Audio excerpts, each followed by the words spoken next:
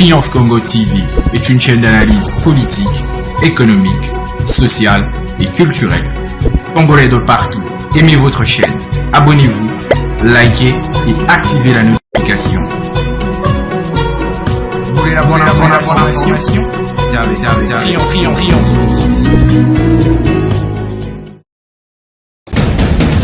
La République démocratique du Congo, c'est le plus grand pays d'Afrique centrale. Un territoire équivalent à plus de 4 fois celui de la France métropolitaine.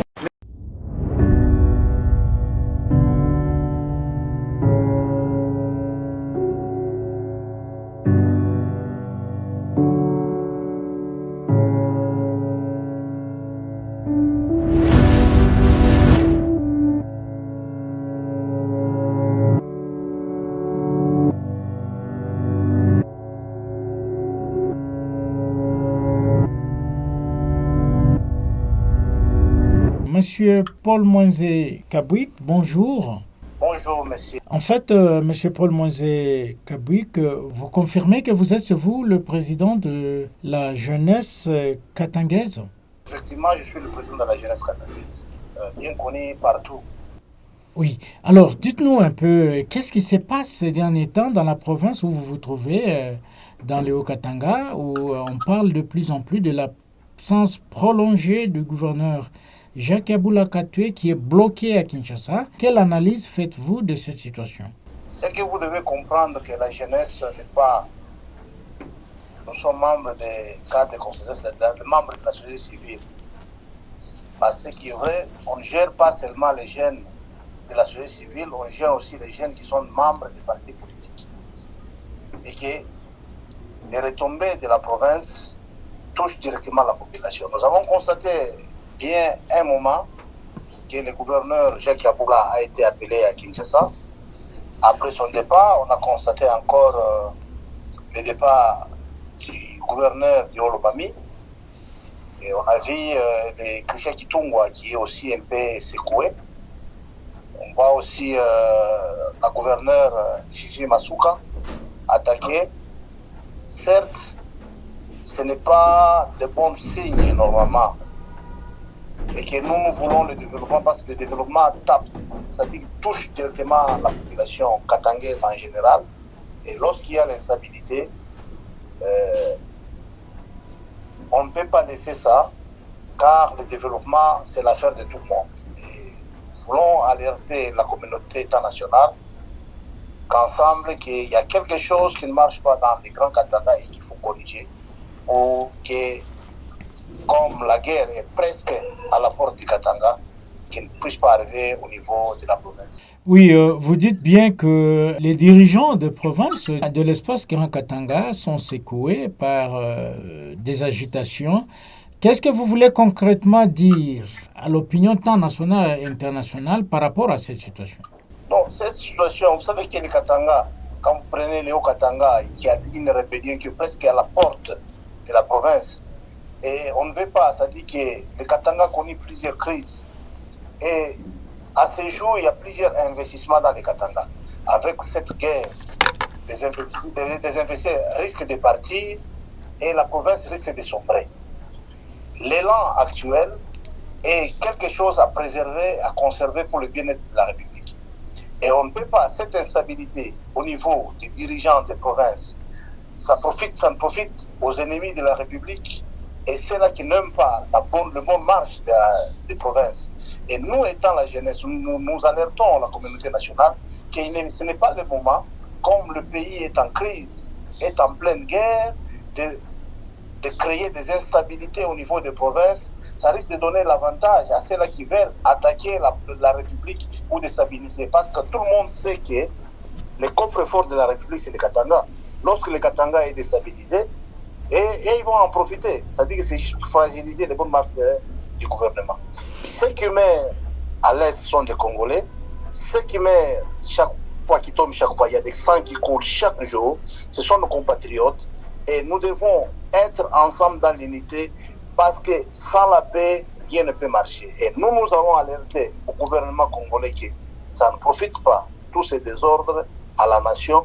Il faut que le gouvernement trouve des dispositions assez bien sécurisées pour que cela ne se reproduise pas. Mais est-ce que cette même lancée de pensée que vous abordez ici retombe aussi pour Léo Katanga, où nous savons que son gouverneur est bloqué à Kinshasa pour des causes peut-être administratives ou obscures? Est-ce que vous relancez aussi la même vision, la même pensée? Effectivement, c'est-à-dire que nous voulons que Jacques Kaboula soit, s'il est reproché de quelque chose, qu'il soit sanctionné officiellement et qu'on lui remplace directement. Parce que dès qu'on laisse un intérimaire, bon, il y a la politique, tout le monde qui aime, qui sait que dans les Haut-Katanga, il y a l'argent, on crée des histoires à la place.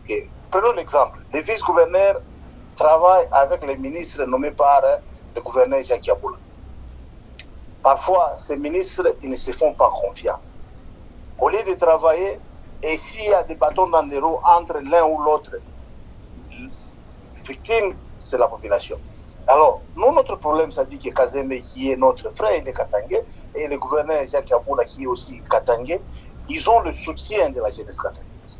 Mais tout ce que nous nous demandons, c'est juste mettre de l'ordre. Si Kaboula est reproché et que le gouvernement veut les sanctionner, qu'on les sanctionne et organiser les élections pour mettre de l'ordre, à ce moment-là, il y aura un projet avec le gouverneur Kazembe qui peut présenter et commencer à travailler.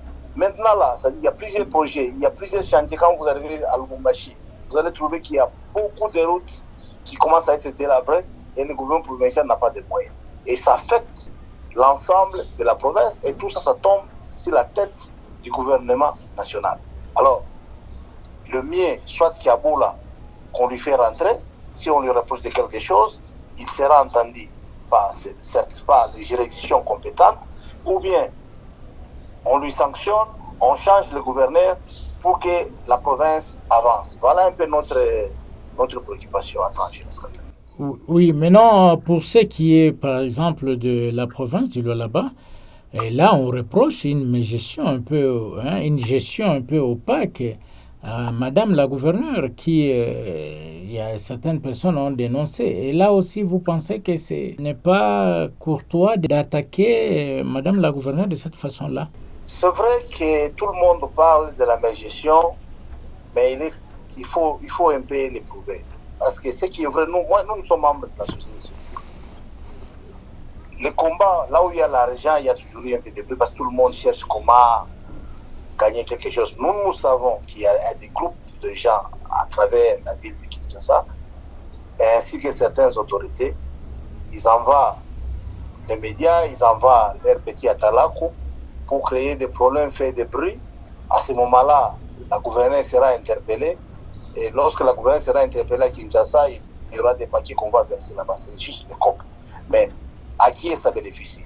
Nous avons créé ce qu'on appelle les contrôles citoyens. C'est-à-dire qu'à un certain moment, nous devons savoir, parce que la province a certaines taxes, et nous voulons savoir comment est-ce que les taxes sont en train de gérer. Mais quand vous regardez le nombre d'autorités qui viennent chaque fois au Lualaba, qui sont pris en charge par la province, et vous totalisez par mois, c'est en termes de millions. Et s'ils aiment bien les Katanga, pourquoi est-ce qu'ils viennent qu'à Lualaba et à Lubumbashi, on ne les voit jamais dans les Olomami ainsi que dans les Tanganyika?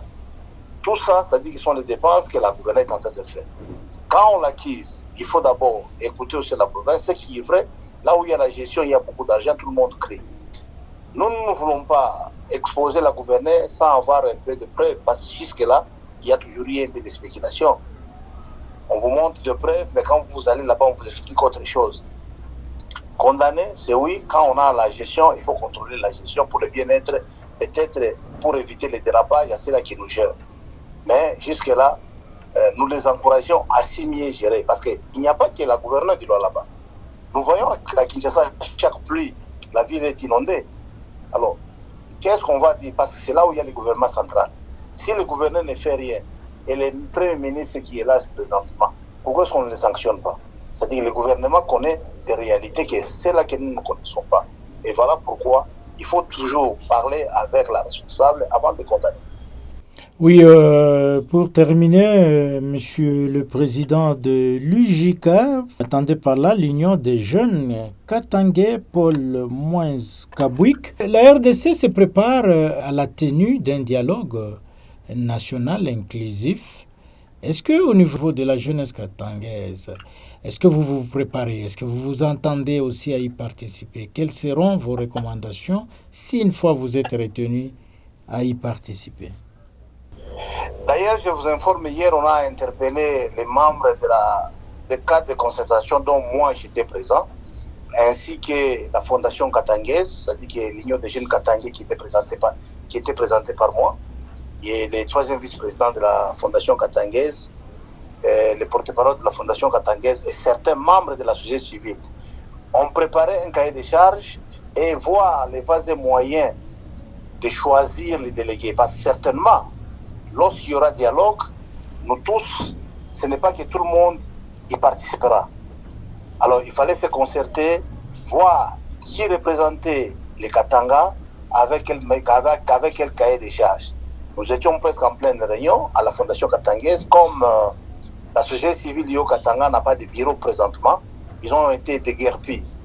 Et comme la Fondation Katangaise a un bureau, qu'il fallait tenir une réunion, on a vu le ministre provincial de l'Intérieur a envoyé des jeeps. On n'a pas compris, mais après on a eu à expliquer le motif de ce qui nous a poussé de se réunir. Parce que ce qui est vrai, il y a dialogue. Nous devons nous mettre, ça va, lorsqu'il y a dialogue, tous les enjeux qui se jouent maintenant, c'est sur les Katanga. Nous avons les contrats chinois qui ont été signés au Katanga sans la société civile. Il y a les deals miniers sans la société civile. Qu'est-ce que nous pouvons présenter au niveau du dialogue comme cahier des charges? C'est ça qu'on a été en train de préparer, mais fort malheureusement, on a interpellé les gens. Après avoir expliqué, ils se sont retrouvés qu'ils étaient sur une mauvaise piste et nous sommes partis. C'est-à-dire que nous, la jeunesse katangais, on est prêts parce que nous sommes des partisans de paix. Les sangs qui coulent sont les sangs des compatriotes. Parce que beaucoup de gens trouvent la guerre, c'est lorsque c'est loin. Si c'est à votre entité, il y a vos frères, il y a vos tantes, il y a des mondes qui font couler le sang. La paix n'a pas de prix. Nous avons cette obligation de dialoguer pour la bonne marche de la République. Et aller dans les institutions, protéger nos institutions. Nous savons que ces pays, on vient de loin. C'est depuis 1960 que le pays est toujours dans l'instabilité. Ça ne profite ni à la population, ni aux dirigeants. Parce que ceux qui nous ont gérés hier, si vous les regardez aujourd'hui, ils n'ont rien. Il n'y a que les gens qui nous donnent des armes, les gens qui nous manipulent pour déstabiliser nos provinces. Alors, étant la jeunesse, nous ne pouvons pas entrer dans la violence pour déstabiliser notre patrie qui est la République démocratique du Congo. Nous devons contribuer à la paix, nous devons soutenir nos institutions et s'il y a le dialogue, nous sommes les premiers à participer pour contribuer aux bonnes marches de la République. Voilà. Quel message avez-vous à lancer au jour d'aujourd'hui à tous ceux qui vous écoutent, notamment la jeunesse katangaise éparpillée à travers le monde et surtout en République démocratique du Congo? Je demande à mes frères, c'est vrai, il y a d'autres qui sont dans des institutions. Ceux-là qui sont forts aujourd'hui, ils seront faibles demain. Ceux-là qui ont été forts hier, ils sont faibles aujourd'hui. Si nous développons le Congo, ça dit que c'est à notre bénéfice. Pas seulement nous, tu peux être autorité aujourd'hui, mais ton oncle, ta mère, ta tante n'est pas autorité. Il est dans l'embouteillage, il n'a pas l'eau, il n'a pas l'électricité. Soutenons-nous, travaillons fort pour que le Congo va aller de l'avant. On aura de belles universités, de belles hôpitaux, de belles routes pour l'intérêt national. Alors, ceux qui sont aujourd'hui dirigeants, peut-être demain ne le seront pas. Si vous travaillez bien, ça va vous bénéficier le fruit de ce que vous avez fait aujourd'hui. Alors, si vous ne travaillez pas comme la Deuxième République qui n'ont pas travaillé, tous aujourd'hui sont dans l'embouteillage. Les régimes Kabila aujourd'hui ne sont pas aux affaires. Ils sont dans l'embouteillage comme tout le monde. Ils sont dans les délaissages comme tout le monde. Alors, à quoi bon de se battre car il n'y a que les étrangers qui bénéficient de nos ressources. Unissons-nous, travaillons main dans la main pour le bien-être de la République, pour le bien du Congo et pour le bien de l'avenir de nos enfants.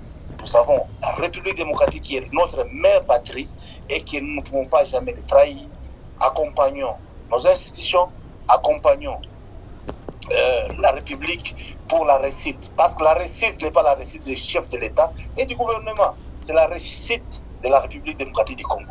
Et l'échec, ce n'est pas l'échec seulement du chef de l'État, c'est l'échec de nous tous. Voilà, moi je demande à la jeunesse katangaise, il est temps de se réveiller. Lumumba est mort pour ce Congo, Mouzé est mort pour ce Congo, et que nous devons nous réveiller pour travailler fort, comme la Chine, devenir une puissance mondiale afin de garantir l'avenir de nos enfants. Voilà, aimables téléspectateurs, c'est avec cette note que nous disons merci au président Paul Moïse-Kabouik. Monsieur le Président, Triomphe Congo Télévision vous dit merci. Je vous remercie. Triomphe Congo TV est une chaîne d'analyse politique, économique, sociale et culturelle. Congolais de partout, aimez votre chaîne, abonnez-vous, likez et activez la notification. Vous voulez la bonne information? Triomphe.